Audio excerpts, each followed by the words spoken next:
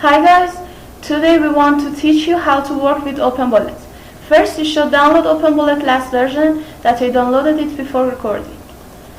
Now put your config in the config folder.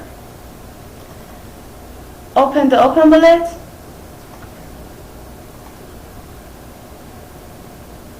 and click on the launch choice. One window will open for you. On proxy list, click on the import. Then click here and enter view proxy address.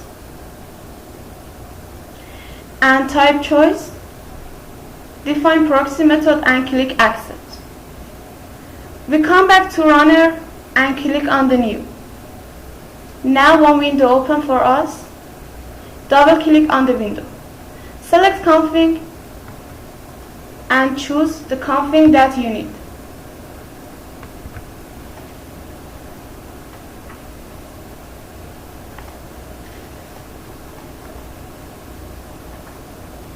Then from select list, choose your combo list.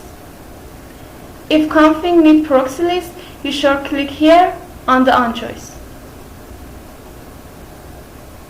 And click start choice when the config start to work. Now we're waiting for getting hits.